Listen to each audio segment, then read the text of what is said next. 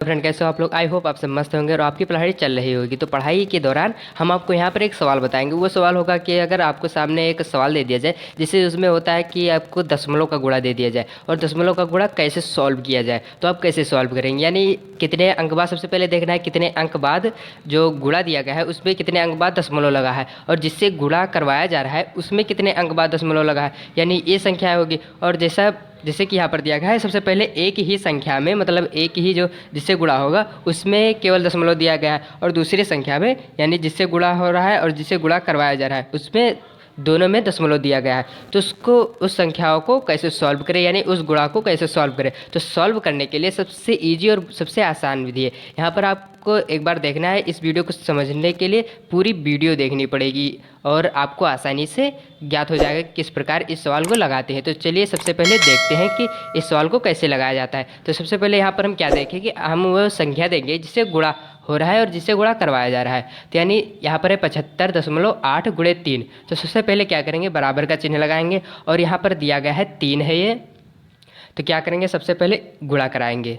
यहाँ पर गुणा कराए, 3 अठे 24, 24 के 4 कितने हासिल है 2, और 3 पचे 15, 15 और 2 17 के 7 हासिल है 1, और 3 सते 21 और 1 22।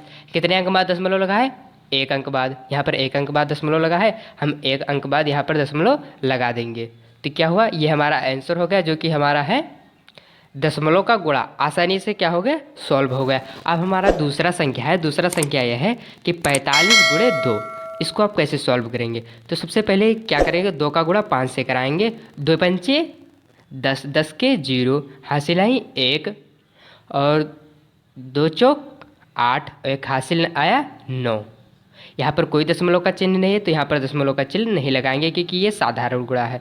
तो आई होप यहाँ तक कि आप समझ गए। और हम समझेंगे, यानी कि जैसे दिया गया है 4.832 गुणे 8, इसका जो है गुणा कैसे करवाया जाए।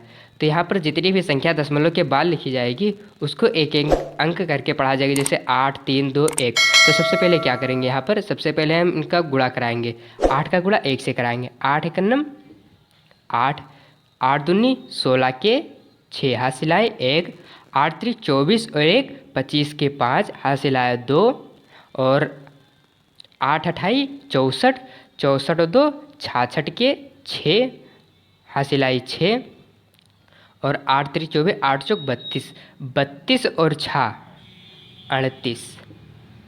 कितने अंक बाद दशमलव लगा है, 1 2 3 4, 1 2 3 4, 4 अंक बाद क्या है, दशमलव लगा है। तो ये हमारा क्या हो गया, आंसर हो गया।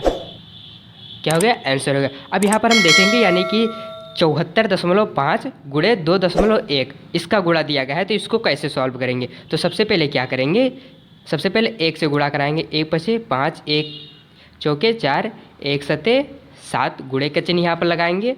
2 पंचे 10 के 0, 2 चौक 8 और 1 हासिल आया था 9, और 2 सते 14। यहाँ पर अब हम क्या करेंगे, इसको हम जोड़ लेंगे।